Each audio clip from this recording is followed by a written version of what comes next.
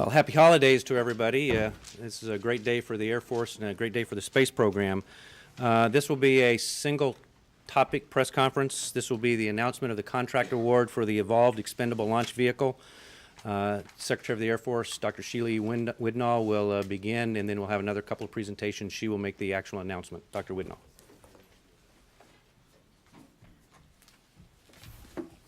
Thank you very much, Ron. Let me begin by thanking the Source Selection Advisory Council and the Source Selection Evaluation Board for their thorough assessments of these 4 proposals. Their work has been invaluable to me in my role as Source Selection Authority.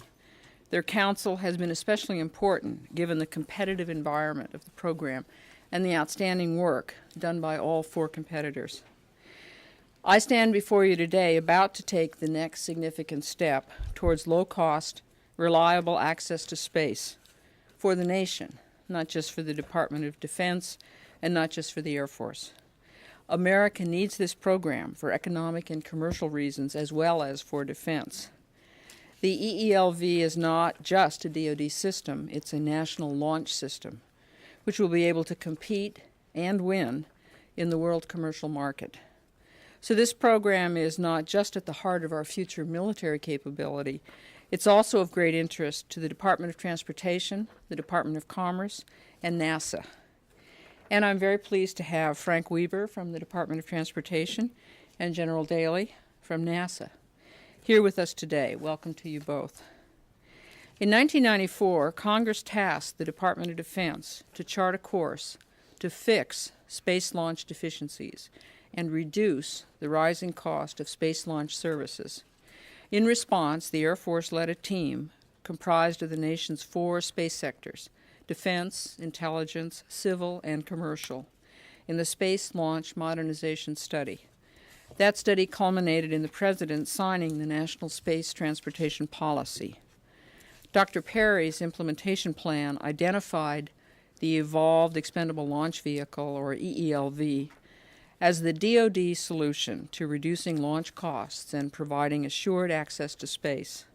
15 months ago, we awarded 4 contracts for the EELV low-cost concept validation effort. Each of the 4 offerers have clearly shown that space launch costs can be significantly reduced while improving system reliability and operability. All have demonstrated that our goal of achieving a 25 to 50% savings in launch costs is realistic, as is the equally important objective of improving our response time with our launch vehicles. All 4 have shown that these cost savings and enhancements can be achieved within our planned $2 billion investment. When I announced the winners of the last phase, I said that EELV would demonstrate the advantages of aggressive acquisition reform. This program is not only taking us to the next generation of spacelift capabilities, it has already proven that the new way of doing business is better and more efficient. For example, EELV will consolidate multiple launch-related activities into a single program. Historically, we contracted our launch vehicles separately from our launch support. That generally got the job done, but not efficiently. By contrast, the EELV program is a true system of systems, including ground processing and payload integration. Acquisition reform can also be seen in our relationship with our contractors, marked by full trust in their abilities to design and develop the system. We are truly a team which allows us to manage by insight rather than oversight. This is marked by the size of the EELV System Program Office for the next phase, 71 people total. Obviously, that's a significant departure from the 200 to 300 person SPOs that have been a fixed feature of our acquisition landscape. What's the way ahead? Well, simultaneously with my remarks here, 2 pre-EMD contracts for the Evolved Expendable Launch Vehicle are being awarded at the Space and Missile Systems Center, Los Angeles Air Force Base, California.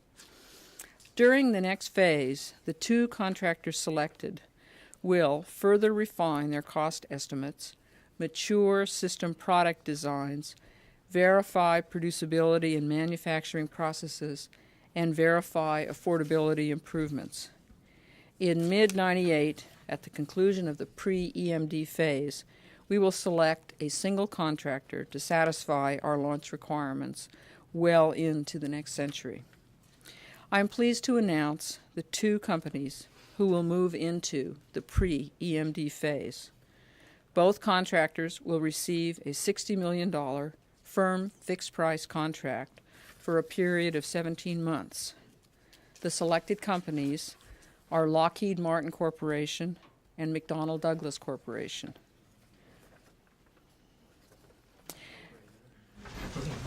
So today, we have taken a huge step forward in the EELV program, an affordable system to meet our spacelift requirements. And it's useful in closing to look at this step in the broader context of where the Air Force is going. This launch vehicle is critical to growth in our space-based capabilities. The Air Force has built unique strengths through its integration of air and space-based forces. We are rapidly evolving from an Air Force to an Air and Space Force, and eventually to a Space and Air Force. And this program is a key element of that transition. And now, to move that transition along, I'll turn the podium over to General Tom Moorman.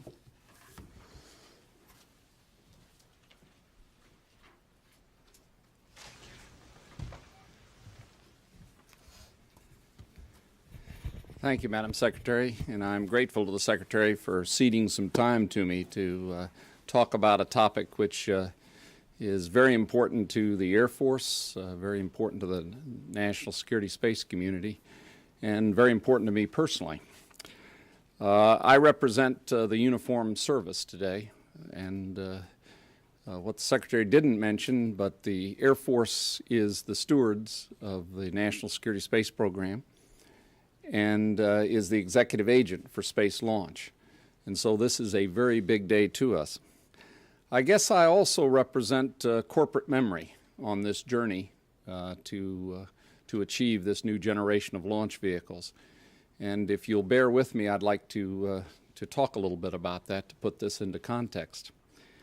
We began the space program with launchers that were derivatives of ICBM missile systems, and to this day they basically are. Shortly after Challenger, we realized that the country needed to have a new generation of launch systems. Quite frankly, the systems were too expensive and they took too long to launch a satellite into orbit. The processing time was too long. We, along the way, from Challenger on, we had many false starts in this journey to seek a new booster. The Advanced Launch System, the National Launch System were two that I can recall. And both of those were not successful because, quite honestly, we could never reach consensus among the four space sectors. And they are the intelligence sector, the civil space sector represented primarily by NASA, the commercial space sector, and finally the military. And as a consequence, the Congress never saw fit to appropriate the money for a new system. About 3 years ago, and why this is so personal to me, is I was selected by the Deputy Secretary of Defense to do a study on what should be the future course for space launch for national security payloads. And the DepSecDef in those days was Mr. John Deutsch. And when we put together the study team, we made sure that it reflected all the customers and all the area people that were interested in this area. And that means the Defense Department, the intelligence community, the Department of Commerce, the Department of Transportation, and NASA, of course. And we studied it for about 3 months. In the course of looking at it, we looked at everything from a status quo to a brand new vehicle to a reusable vehicle. That is something that would go could take off like an airplane, launch a payload into orbit, and return. We proposed several options to Mr. Deutsch to evaluate. And in proposing those options, we looked very carefully at the economies of space launch. And one of the major things we learned was that there were too many niche markets. That is, we had too many launch systems for the number of payloads that we had. And therefore, from a business basis, it was a very uneconomical enterprise. We also looked at the fact that our launch campaigns often took up to 6 months from getting the payload and the booster and actually getting into space, which was far too long. The ultimate decision was to go with an expendable launch system that was evolved. And that was to take advantage of the technologies that we already had and pursue a booster that were a family of vehicles that use common components. Today is the result of that study, the competition that resulted from that study. We had a marvelous competition. The cost goals were certainly realized, and the reduction in cost, our objective was 25%. I think we will do well better than that. We also realized significant improvements in processing. And in that area, as I mentioned to you, we were taking months for certain systems. The proposals that you see before you today, these two winning contractors, we're talking in terms of days now as opposed to months. I think this is extraordinarily important for the nation because of all the wide users, both in a national security sense, but as well in an international sense, an international marketplace. These boosters, these proposals promise a vehicle that will be very competitive on the international marketplace. I think one of the most significant things, although cost was the primary concern here, very close behind was this processing time. And the idea that you can spend just a few days on the pad will also have tremendous significance in our competitive position in the world. It has been a great source of pride to see this culminate today, and I can't overemphasize more how important this is to the Air Force as the executive agent in our ultimate goal to operationalize space for the warfighter. Thank you very much, and I think we're going to now have some questions. I'd like to introduce Mr. Brent Collins, who is the Air Force Program Executive Officer for Space. He is the individual responsible for acquiring our space systems and will manage these contracts. Brent? Sure, thank you. Before I take questions, I'd like to introduce the other panel members that will help me in taking some of these questions. We have with us Brigadier General Marshall Ward from Air Force Space Command. He's the Director of Requirements at Air Force Space Command. And Colonel Rich McKinney, he is the System Program Director. He'll be the individual that will actually run the program and manage the program during the execution of the next phase. As General Moorman said, I'm the Program Executive Officer for Space here in the Pentagon. And with that and the help of General Moorman, we'll go ahead and take some of your questions. Yes. Sounds like technical evaluation wasn't really a deciding factor. Is that correct? And second question is, from General Moorman's comments, can we deduce that these are the two low-cost proposals? We did establish a selection criterion that we would use to make the selection. That was available to the competitors. In there, we did define cost as the primary selection criteria, the one of the most importance. We did identify, however, requirements for the ability to meet the user requirements and the ability to manage the program and execute the program and also the way that the contractor would look at the interfaces with the commercial market. That having been said, on the balance of all of that, the two contractors were selected were the winners on that criterion. They did have the lowest costs in their proposals, I can tell you that. Yes. It might be said that the primary difference between these two families of launchers is one uses an American-made engine and the other uses a Russian-imported engine for the first stage. Do you see industrial base issues playing any role here? I mean, wouldn't the Air Force prefer to fly their military payloads on an American-made rocket engine? Let me answer both of those questions, and they both relate to the guidance that we have from the National Space Transportation Policy that Dr. Widnall referred to that began this program. In there was identification of the acceptability of the foreign suppliers for components of the space vehicles. There also was a special discussion of the acceptability of using Russian engines.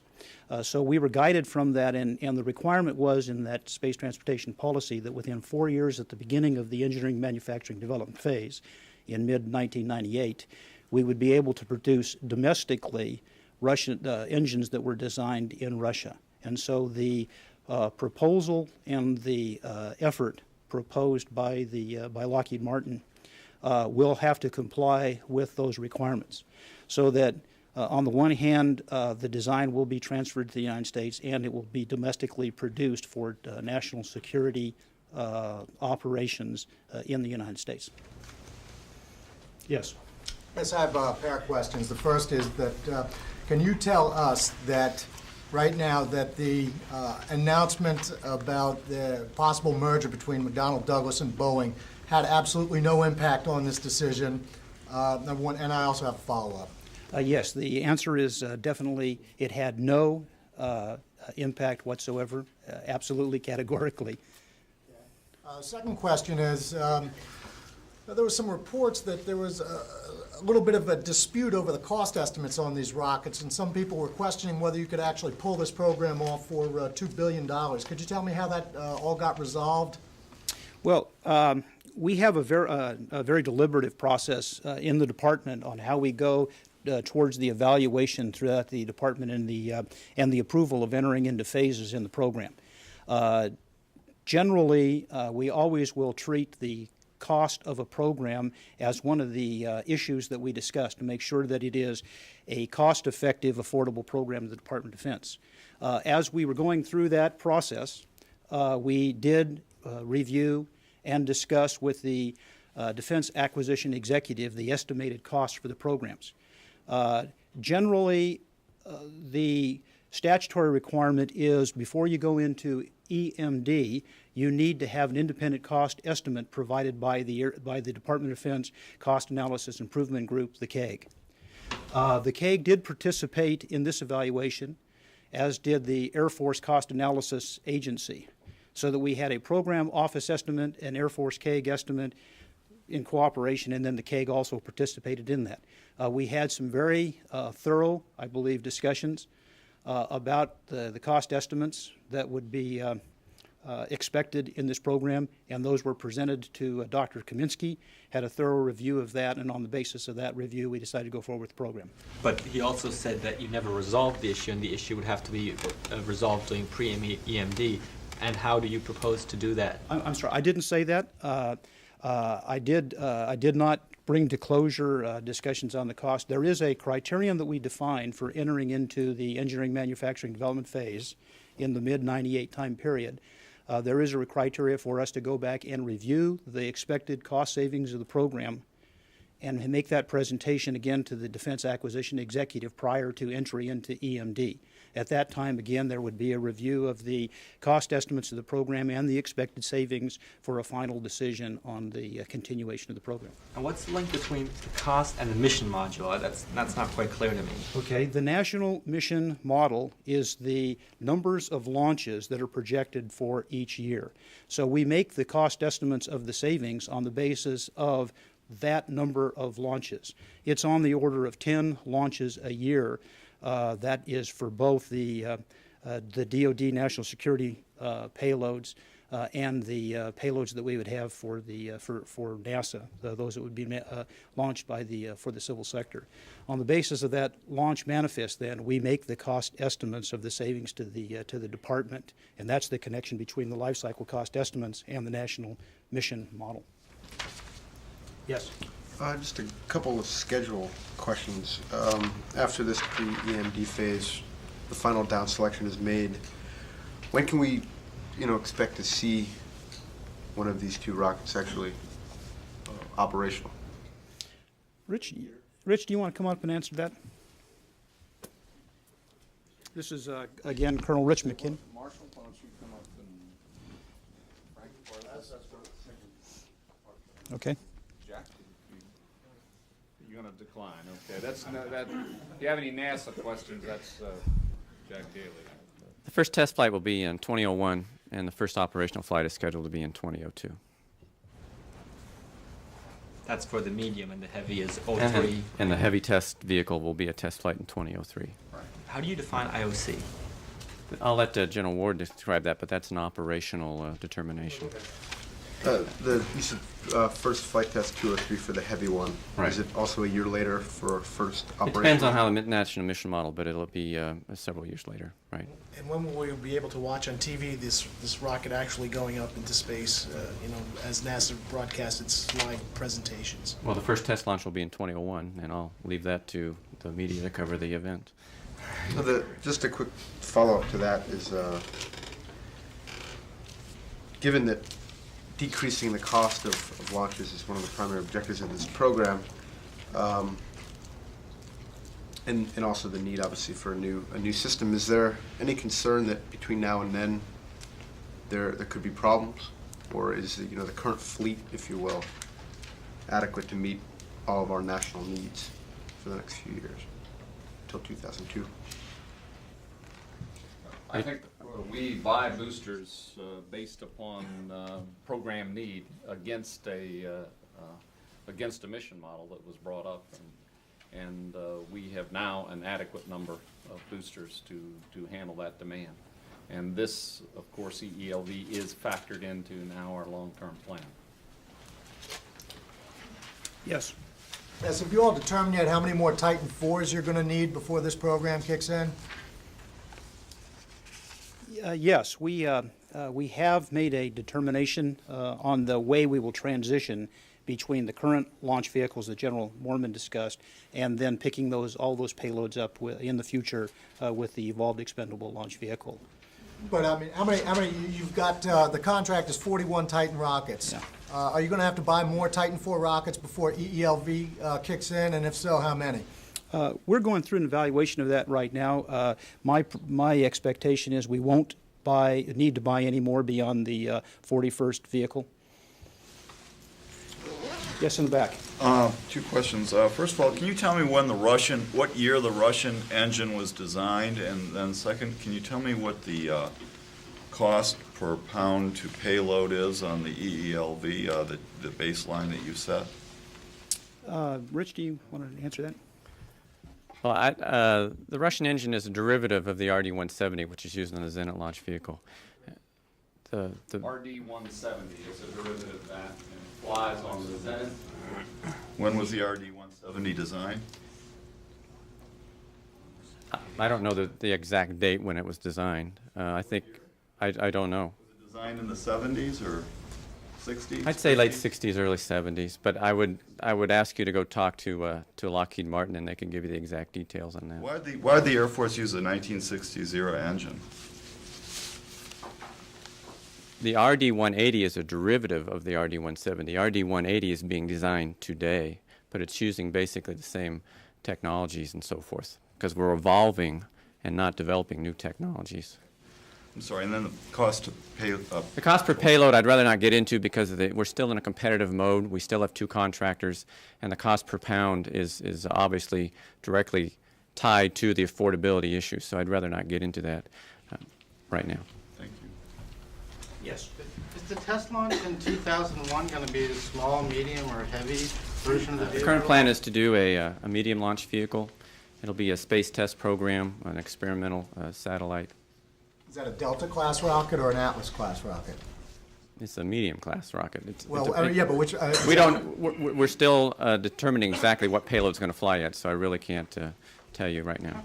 How long will it be till a commercial payload can ride on one of these? Will it be the fourth or fifth flight? That's really up to the individual contractors. They're the ones who are going to be marketing this, and so they will basically make that determination. Is the Air Force still considering flying a DSP on the test flight of the heavy lifter?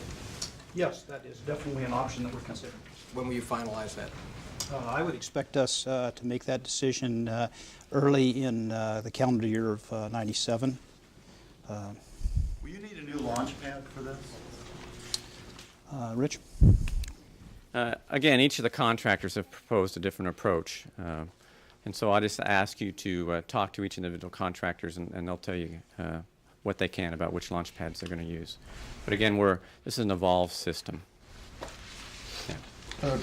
We might have it here in our information, but what are the weight capacities for the small, medium, and heavy?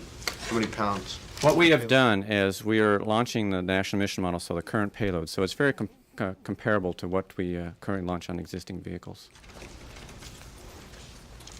What's the relationship? There's always kind of been one between EELV and RLV. Looking into around 2010, I mean, you have a notional launches through 2020, but how does RLV come into the equation here? And especially if you look at the cost that you're trying to achieve the cost savings. Yeah, I will give you my perspective, and then I'll defer to NASA, who has the responsibility for RLV. When we did this study, one of the outgrowths of the study was also a national policy. And the national policy for space launch, which was produced, I think, in the '95 timeframe, assigned expendable launch to defense, the Air Force, and assigned reusable to NASA. And we also, in the Air Force, because we're very interested in the development and pace of RLV, we participate in a technology sense. I don't know how that is going to evolve, but we are very interested because at some future date, when that becomes an operational system, the Air Force will be looking very closely at whether that is the right way for us to go. But my sense is, because it will be the ultimate in operationalizing space, we're going to be very interested in using that as an access to space. But let me ask Jack Daly to speak to RLV. General Moorman has accurately described the plan. The X-33, which is the current concept validation phase of the RLV, will prove the single-stage to orbit concept that we're investigating. But the decision for a reusable launch vehicle will be made by industry. And it will be based upon the potential that's demonstrated by the X-33 as to whether they consider it to be a money-making proposition to then proceed with development of a full-scale reusable launch vehicle. And that determination will be made out in probably the 2003 to 2004 timeframe. Let me ask one more thing. The savings, some of the industry has said that savings might be higher than the 50% that you guys have said. Isn't that, I think that's a bit early to make these types of claims. What's your reading on that? Well, it probably is too early, but it sure would be nice. Would kind of be my reading. We'll accept all those savings. As General Moorman said, our requirement right now, early on in the program, was to be able to identify at least a 25% savings in the recurring period of the program. Our objective was defined as the 50% number. Yes. Yeah, there seems to be some sentiment in the Pentagon that perhaps with all that's going on in the commercial sector, that perhaps what the Air Force can do best is just move out of the way and let the commercial market develop these vehicles. And along those lines, some people are wondering if perhaps the EELV program might disappear in the next phase. Could you address that for us, please? That's an interesting thought process, because basically the EELV competition was based upon using best commercial practices. Right now, as you may know, we have a very heavy commercial involvement in our launch systems today. This goes even further. and in the number of government people involved in the launch process. I think that I don't see us going to a total commercial approach at this time. But we are taking advantage of the maximum commercialization that we feel we can. Any other questions in the back? Going back to launch dollars per pound to orbit, the current cost is about 12,000. Is that about right? Well, it varies. It varies with systems. For Delta? And it varies to the orbit altitude as you're referring to. I think that my recollection is that's a little bit high for a Delta LEO mission, but if that's what numbers you remember. If you were shooting long-term for a 50% reduction, you'd be looking at 6,000? I'll tell you, rather than, there are, and I don't know what you've got in your package, but there are some exquisite curves that define cost per pound to orbit by system, by altitude. And we can, if it's in there, or we can make available to you about where we fit in here. Would you characterize this as a fairly aggressive goal, or would you characterize it as a fairly conservative, easy to, reasonably low-risk goal? How would you, what was your emphasis on? Well, I think we would say that the 25% is clearly a achievable goal. The 25% threshold requirement is clearly achievable. We think that the 50% goal has some opportunities to achieve that as well. We would like to get that kind of savings. I would not want to characterize it right now as being conservative or non-conservative. It's just something I think we ought to shoot for, and we'll know a lot more prior to our decision to enter into EMD in 17 months from now. Yes. One more question. If you follow the logic of this evolution all the way to its natural conclusion, and the end product of this is a very competitive system, and therefore the American market share of the commercial launch market increases and commercial launches from military spaceports increase, won't you need some statutory authority to start charging the user for more than the recoupment of the minimal cost which you are limited to do today? You want to take that? Well, as you allude to, right now we do have standard policy on how commercial launch suppliers can have access to our launch ranges, and how we will accommodate those users without increased cost to the DoD. If there is a greater commercial demand, I would assume that we would consider all types of arrangements in the future. I don't think it's really proper for me to go any further than that. There will be, with the consolidation of the launch ranges, there will certainly be an opportunity for great access to the launch ranges from the commercial suppliers out there.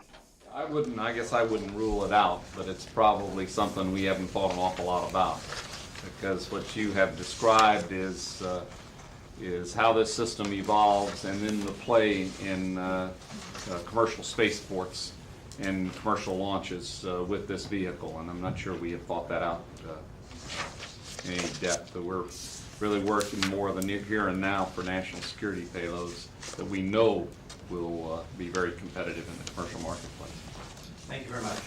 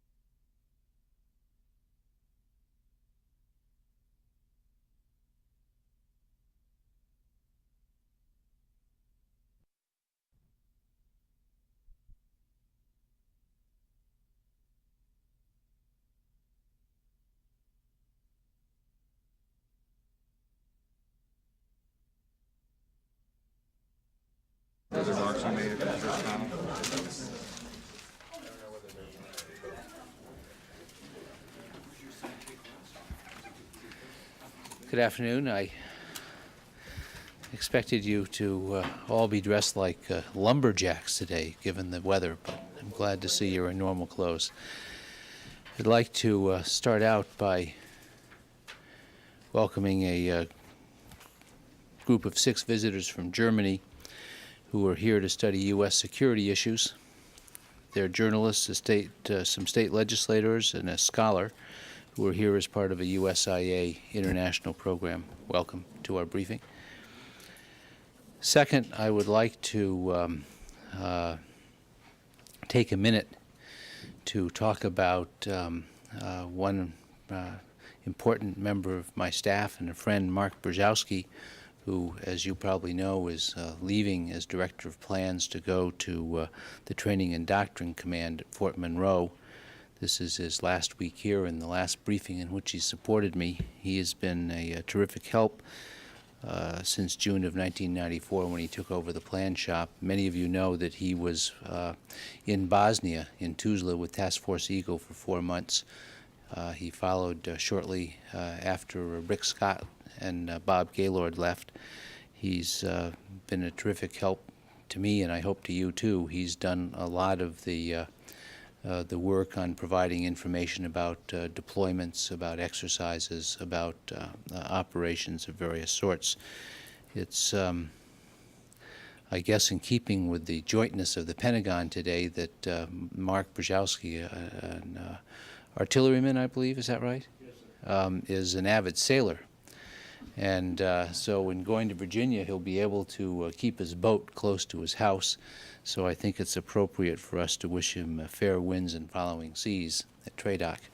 I'd also like to say that P.J. Crowley, my military assistant, is going to succeed Mark as the Director of Plans, so you'll have a chance to continue working with P.J., which will be a pleasure for you and also a pleasure for me to have him still on the team. So I thank P.J. for...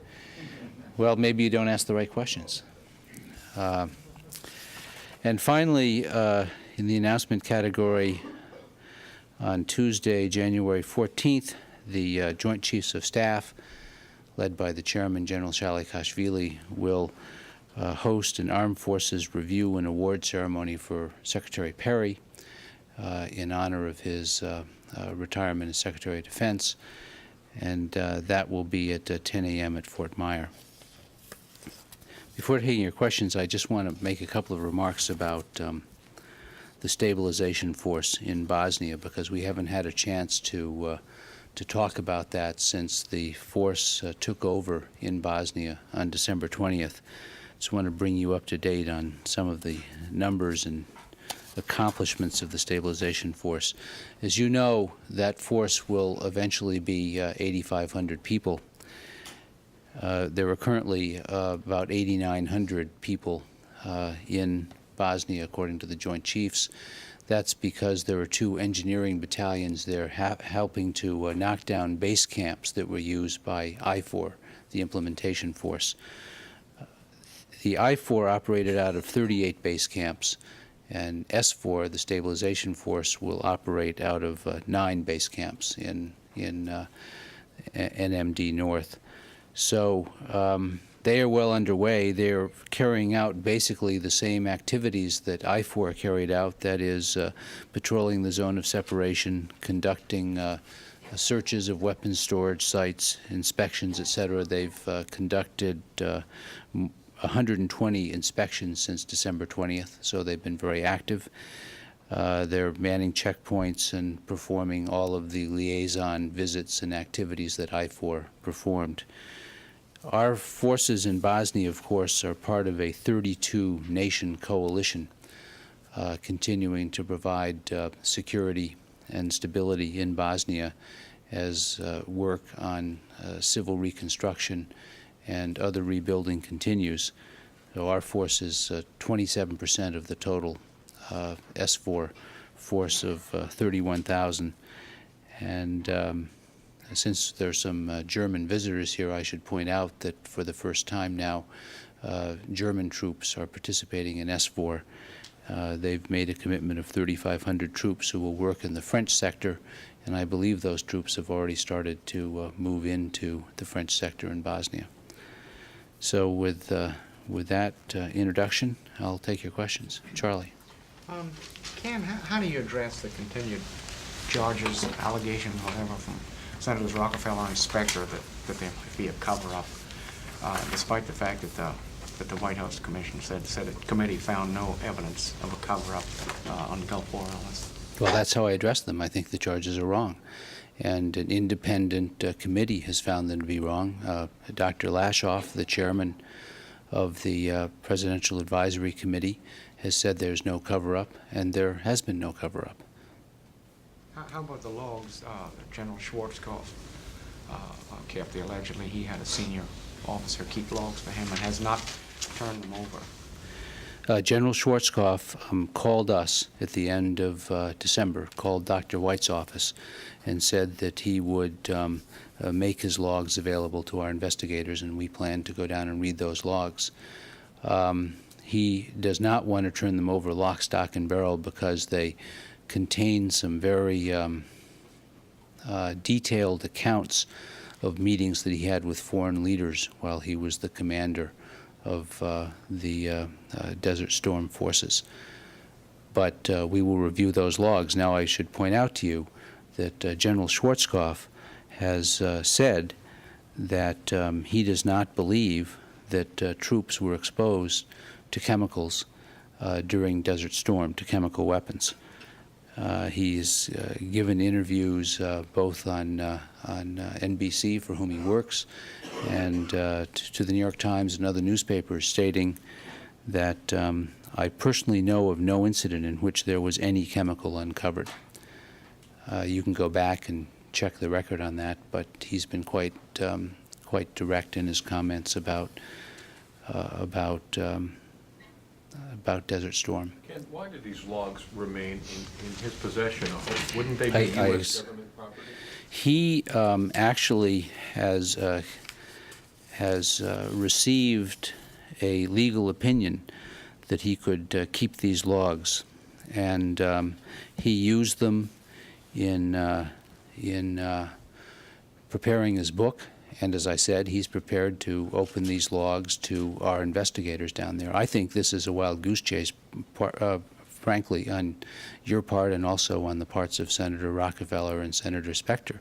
These logs are, as I said, will be open to view, but we also have General Schwarzkopf's own comments on what he believes did not happen during Desert Storm. You mentioned a legal opinion. Is this Yes. a federal government lawyer or an independent counsel that informed him of this? A representative of the Director of Administration and Management determined on June 17th, 1994, that the logs were personal property and that he would be...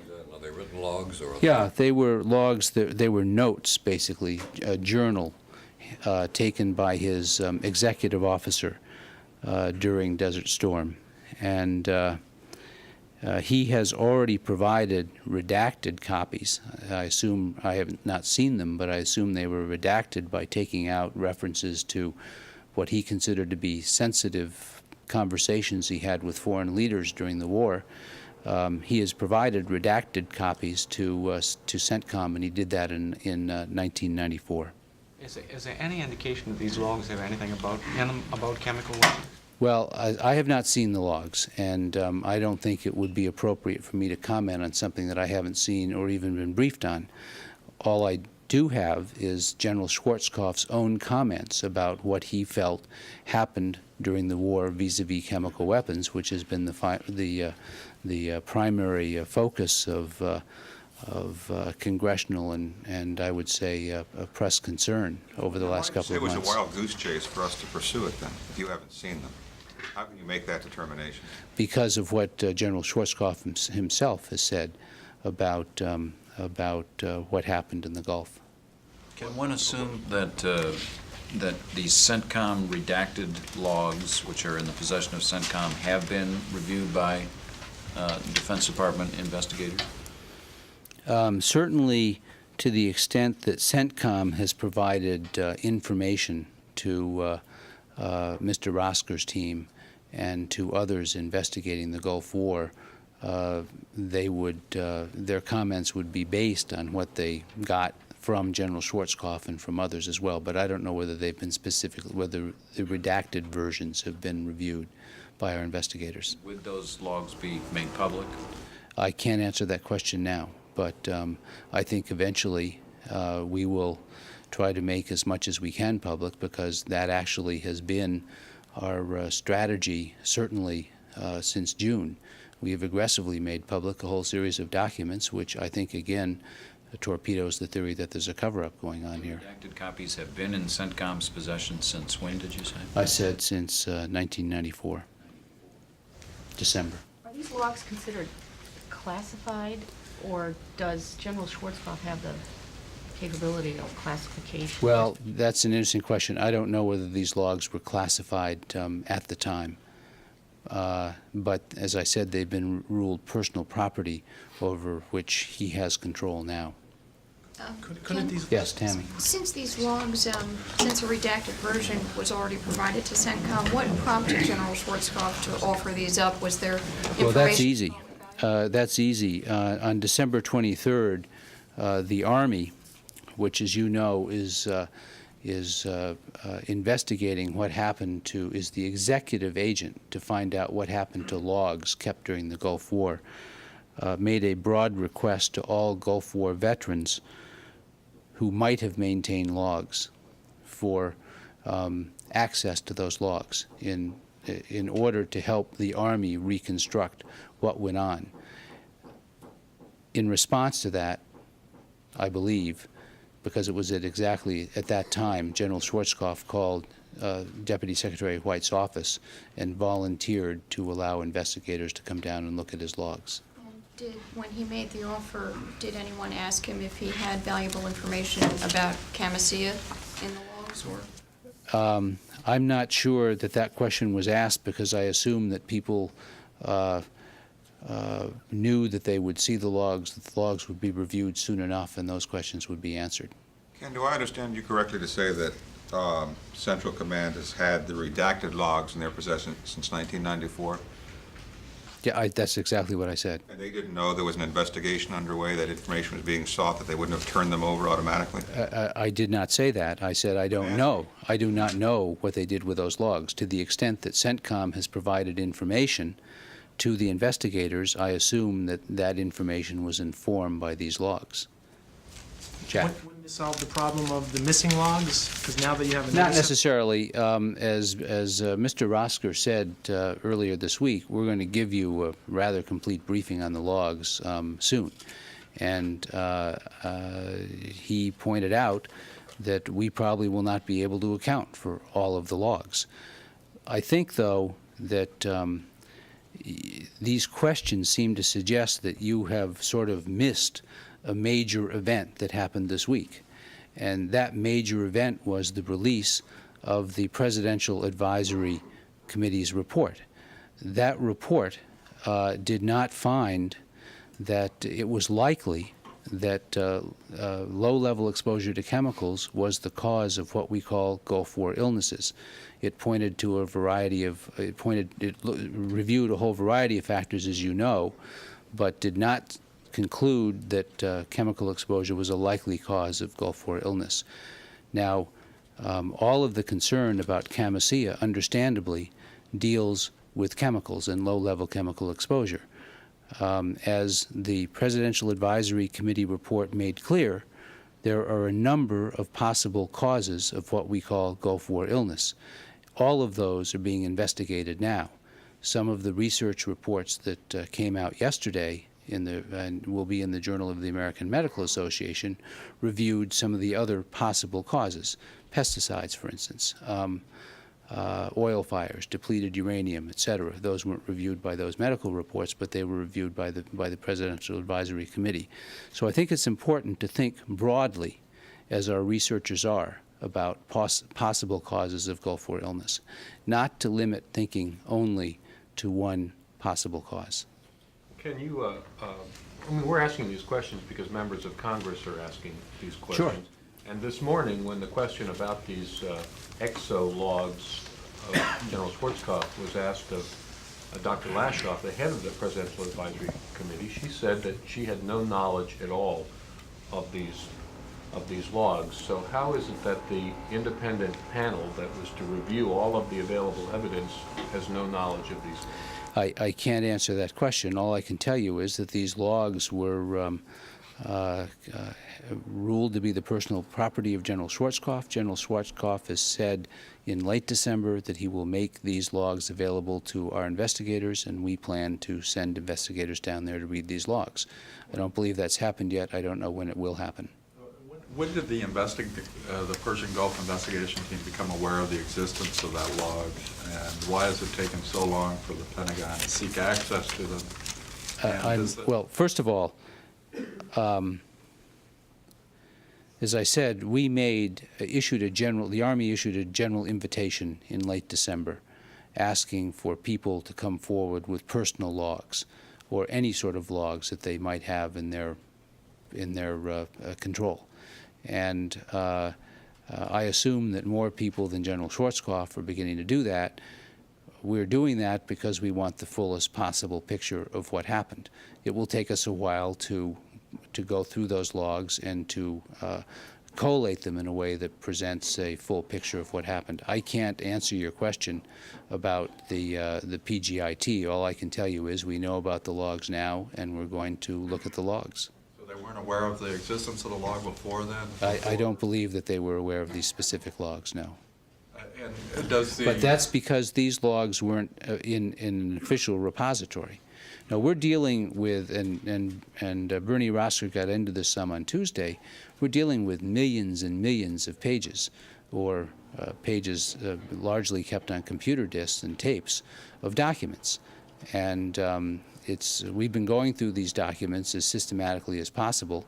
It was while going through these documents in 1995 that a team of DIA and CIA investigators discovered documents that had previously been overlooked. That's how we discovered that American troops had participated in the destruction at Camisea.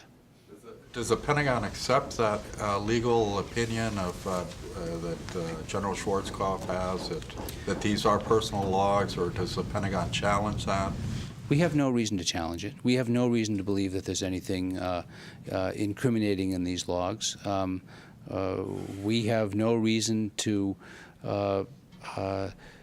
do any more than we're going to do, which is read these logs with an open mind. Yes? You said that Schwarzkopf made these logs available to the U.S. Central Command in a redacted version some years ago. Could you take the question to see if the U.S. Central Command has provided that information as part of their tranche of information? I will do that. Department of Defense? And secondly, has Dr. Perry, since he's going to be writing a book also, has he received any type of opinion so he could take any documents with him when he retires? I don't know about that, but I'll take the question. Any more? Yes. Sure. Well, could I just follow up one thing on this one? Was any of this as a result of a direct inquiry from Senator Rockefeller? He referred today on the Hill to letters he'd written the Pentagon about these logs requesting action. On December 6th, he said he wrote a letter requesting Schwarzkopf's EXO logs. I do not believe this was in a direct response to that letter.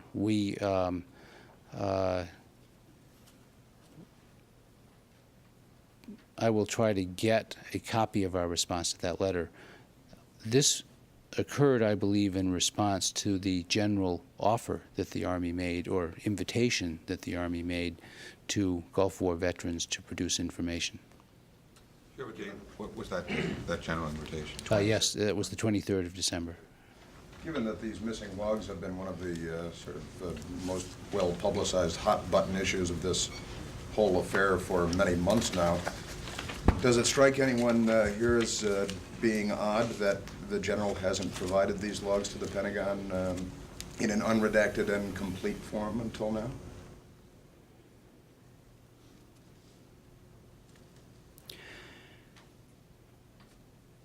The question of what information is meaningful and when, of course, is central to any investigation that extends over a long period of time.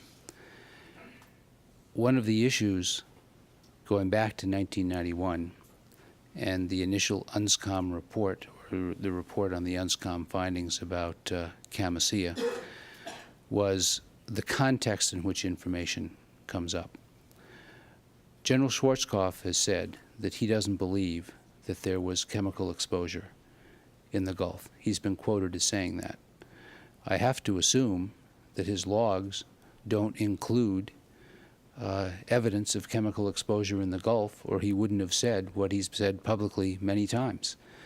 So he may feel that these logs aren't particularly helpful to the investigations that have been going on over the last few months. I don't know that for a fact, but he's certainly aware of the concerns. He's spoken to the press about his own conclusions based on his participation in the war and presumably based on his own logs.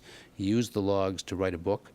Presumably he's very familiar within the logs, and I have to assume that if he felt that there was anything helpful in the logs some time ago, he would have made them available.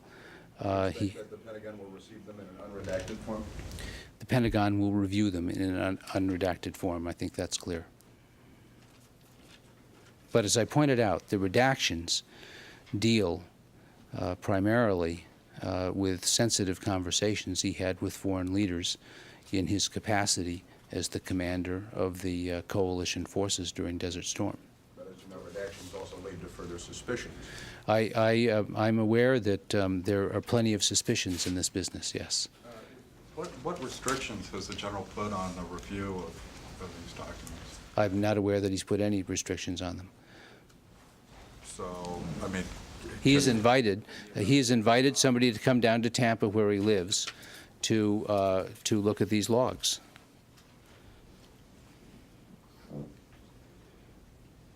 I'm sorry, I gave you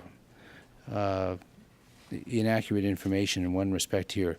When we got Rockefeller's letter, we sent it to Schwarzkopf, to General Schwarzkopf. And General Schwarzkopf's call was in response to Senator Rockefeller's letter, his call to Secretary White. So yes, it is, I think, fair to say that Senator Rockefeller's letter was the driving force behind General Schwarzkopf's decision to make these logs available to our investigators. There is a restriction, though, that the logs would remain in his possession while they're being reviewed by the Pentagon. My understanding is that he has offered to allow investigators to come to Tampa and to look at the logs there. Now, I don't know about the fine points of that. I assume it'll depend on how useful investigators think the logs are. But I want to go back again to call your attention, since I know you're all interested in getting a complete picture of the situation here. I want to call your attention once more to what General Schwarzkopf has said himself about the conditions U.S. troops faced in the Gulf. And I have to assume that his statements reflected his totality of information about what went on in the Gulf, including what's included in his own logs. Any more questions on this or anything else? Yeah. The federal budget is going to go up to the Hill next month. I was wondering if you could tell us whether or not the Pentagon's portion of that has gone to the White House yet. If not, when will it? And is there anything you can tell us about it? There's nothing I can tell you about it. And we have very recently had some conversations with the White House about the budget. I think that suggests that there have been open questions as of this week, and I think that's all I'll say at this stage. It hasn't gone up yet, at least in its final form. Well, I can't tell you what's happened in the last few hours, but as of earlier this week, it was not in its final form. Is there a chance, might I ask, that the Pentagon's budget will be released before the rest of the budget? That's a decision that will have to be made by OMB. It came up on Tuesday. You asked me about that, and I think you need to talk to OMB about their schedule for releasing the budget. Senator Cohen having any input or any being briefed on the current state of the DoD's budget as part of his in-chop brief? The answer is yes, he is being briefed extensively on the budget and other topics, and no, he is not having an input in that he is in the receiving mode during these briefings right now. I'm sure that there will be plenty of time for him to have major inputs into this and other topics once he becomes Secretary of Defense. But he's been extremely sensitive to the fact that he is not yet Secretary of Defense, but he's being briefed on a variety of important defense issues. Yes, Jim. An update on an old story. Are the Libyans still building that chemical weapons plant at Tarhuna? I can't comment on that because it would involve intelligence information. Well, the State Department said previously that apparently they had stopped, from all outside signs that they had stopped. We believe that they have stopped, yes. And as you know, Secretary Perry had made it very clear that he felt they should stop, and had spoken to officials in Egypt and other countries about our hope that they would stop. Was that a guesstimate, or do you have reasons to believe that they have stopped? We believe they've stopped. Thank you.